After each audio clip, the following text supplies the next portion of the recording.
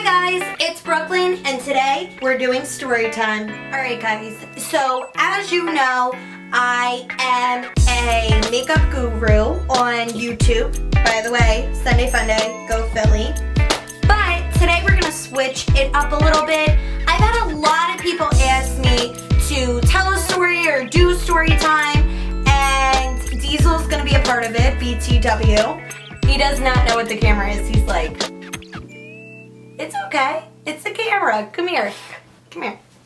At first I was like, what do you want me to tell a story about? Like my life or like crazy topics? Like what do you want me to tell you guys about?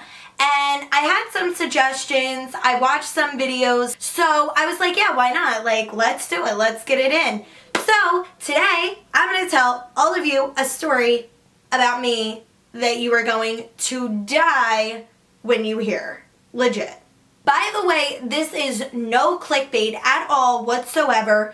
I'm going to tell you a little story about how I pretty much got kidnapped and locked into a crazy room in New York City while trying to buy fake goods. So, growing up in North Jersey, it was absolutely normal to go into the city like once a week or a couple times a week. So, we're in New York, and if you haven't heard of Canal Street before, then you need to. It used to be a lot bigger and a lot more popular. Pretty much, Canal Street is a huge street in New York. It is mainly Asian populated, and they have everything and anything that you could imagine as far as like merchandise. So they have purses, they have clothes, they have jewelry, they have watches, they have everything. I'm talking like Louis Vuitton,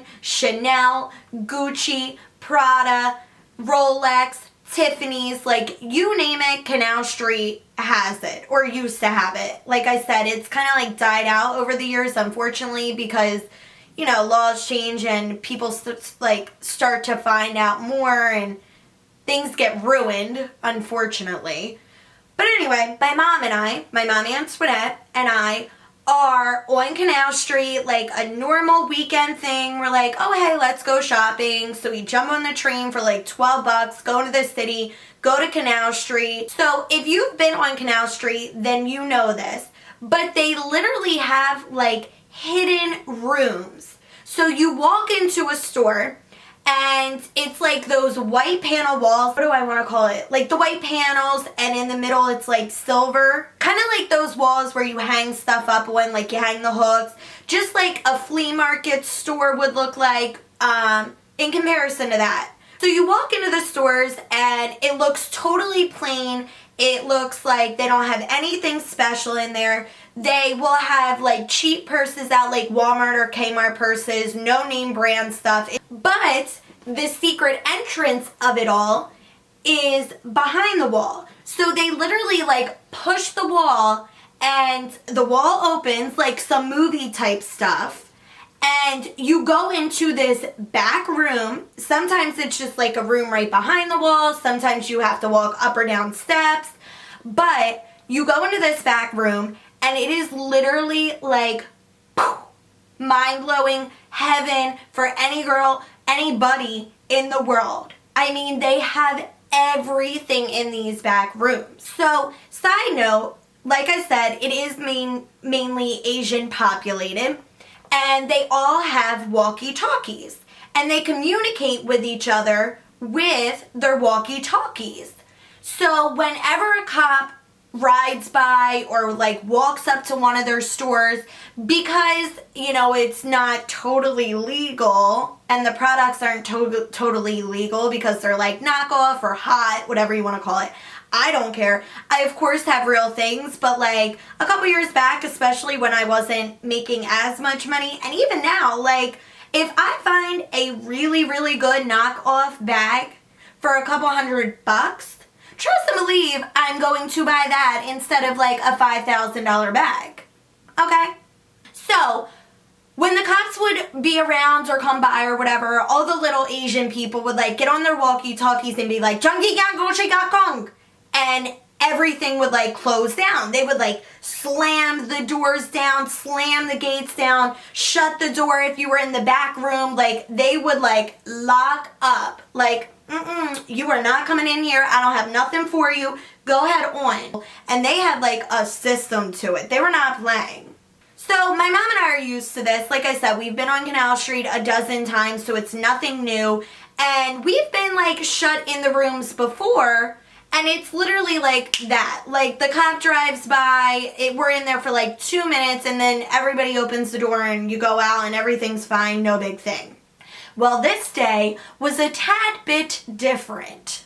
We're in the room, they shut everything down, and they're like yelling actually like pretty intensely. Like they're always kind of intense, but this day they were like very serious about whatever was going on.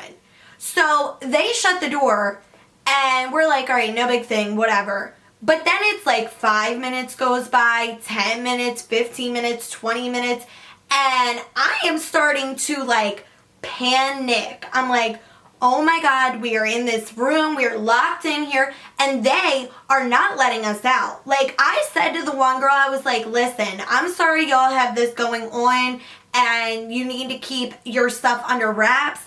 But it has been like 15 minutes and you're going to let me out of here or we are going to have an issue. Like for real, for real. But they did not want to hear anything that I had to say. And of course, my mom, being the mom, she's like, just relax, Brooke. It's okay. Everything's going to be fine. I'm going to cover Dee's up. I think this light is bothering his eyes. There you go, baby. So while we're in this room, my mom is looking at this Gucci bag. And it's like a big Gucci bag. And it has like the red and green stripe with the white in the middle and like the big G. It was like a gorgeous bag. So she's looking at that and she's like, listen, like just relax. I'm going to get this bag in the process. Like everything's going to be fine. So she buys the bag. I think it was $40 or $50. So she starts like putting her stuff in it. She's like, oh, let me like switch out my bag. Let me put in my phone and my wallet or whatever it was. And the bag breaks. Like the locket on it or whatever totally breaks. I have bought so much stuff from Canal Street and I've only had that happen maybe once or twice. So it was super unusual. So like when she figures out that it like just broke, it's the same time they're opening the gate and letting us out. So we're like, okay, great, everything's cool. Like, let's get our money back and be on our way. Because, like, the bag was broke. And we literally just bought it, like, a minute before. So the lady that she bought it off of, we told her, and she was like, no, you have to talk to my boss. You have to talk to my boss. So we're like, okay, cool. Where's your boss? So she sends us over to her boss. And it's an Asian lady, and she is like, no lie, 7 or 8 months pregnant. And we're like, crap. Like, now I feel bad. I'm going to ask this pregnant woman for her money back. But, like, the bag broke. So my mom's like super cool with the lady. She's like, hey, listen, like, this bag broke, and I really want my money back. I just bought it. Like, fair is fair. This pregnant, humongously pregnant lady legit starts pushing my mom. She's like, I'm not giving you your money back. Get the fuck out of here. Da da da da. Like going off.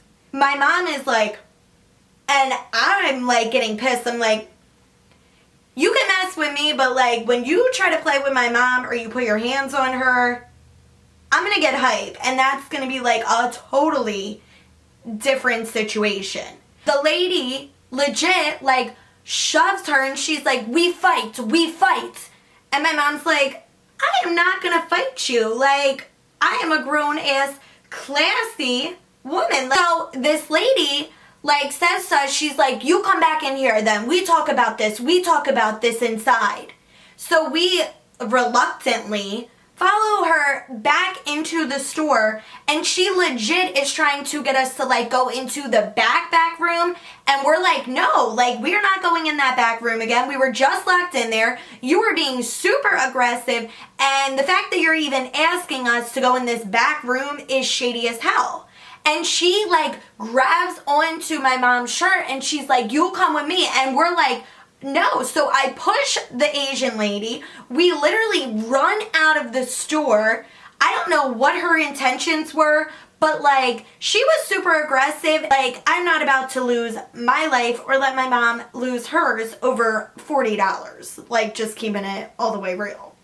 So we legit like run out.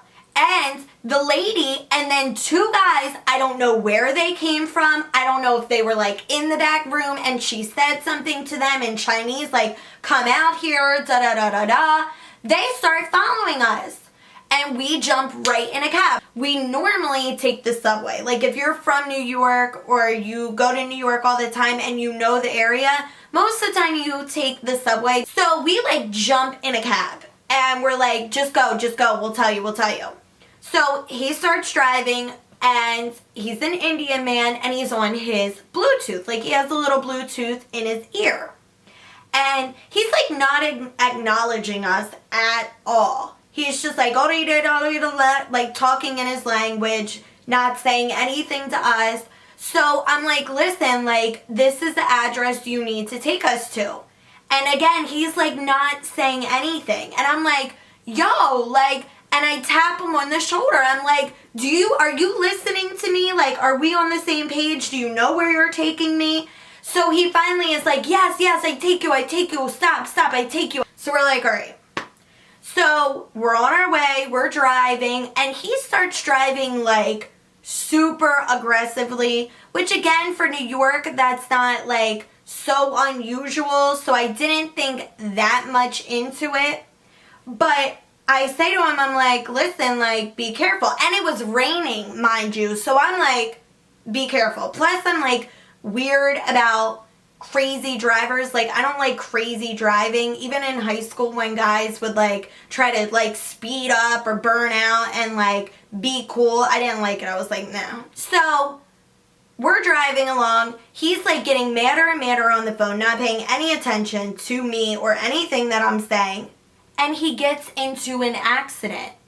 And I'm not saying like a little like fender bender. He like rams into the back of a vehicle, not another cab, a vehicle. And we like go flying because there's no seatbelts in taxi cabs. Like, you don't put a seatbelt on in a taxi.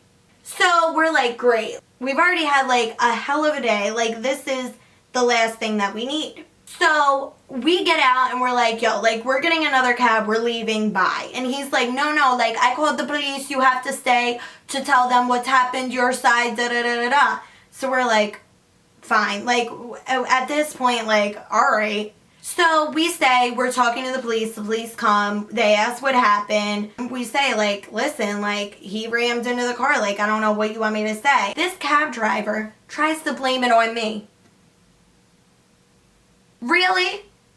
He's like, oh, well, it was her fault, that one right there, because I was driving and she tapped me on the shoulder and I turned around and then I crashed.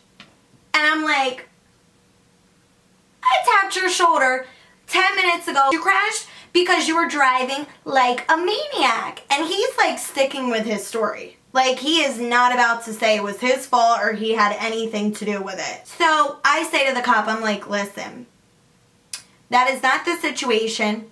I would not lie to you. I am not lying to you. I'm leaving. Like, I'm getting in another cab and I am leaving and I'm going. The cop was like super chill. He's like, go ahead. Like, I get it. And after, when we're leaving, he had the nerve to ask us for the money for the cab ride. And the whole time we were waiting, like, for the cops to get there and handle all that, he still had his little thing running. So a cab ride that should have been like $10 at that point was like $35, $40, and he was like, you owe me $40. And I'm like, no, I do not. Like, it was $10 when we got into all this, and for whatever reason, I looked, like, I just happened to be looking or watching, which most of the time in cabs, like, you do glance at the little counter thing every so often. I was like, no. So then he says to the cop, he's like, they not to pay me. So again, I tell the cop, I'm like, listen, I will pay him for what I owe him, for the ride from where we were to here, which is me being generous. I was like, he's been running it this whole time. Like, I'm not paying all that. And the cop was, again, like, super chill. He was like, just go, like, pay him whatever, give him like $10 and be on your way. When we were leaving, the Indian guy, he is like yelling, screaming, cussing, snapping, like flipping the F out. And we just keep on walking, we get in another cab, and we literally look at each other and we're like, did all that really just happen? Did that really just happen? Thank God we made it home safely that night, because I was really worried that it was going to come in threes and something else nutty was going to happen. Thank God that it didn't. So yeah, that's my story about being locked in a little tiny room in Asia Town on Canal Street, thinking that we were going to be like kidnapped in the process of it, getting into a fight with a 7-month pregnant lady who wanted to probably kill my mom and I in some crazy back room where we would never ever be found, and then getting into a cab accident on our way out in the process of running away from these crazy Asian people. Needless to say, it was a nutty day in New York. If you guys like this story, let me know. Give me a big thumbs up. Don't forget to like and subscribe to my channel if you haven't already. And happy Sunday Fun Day. Go Philly. And I love you all.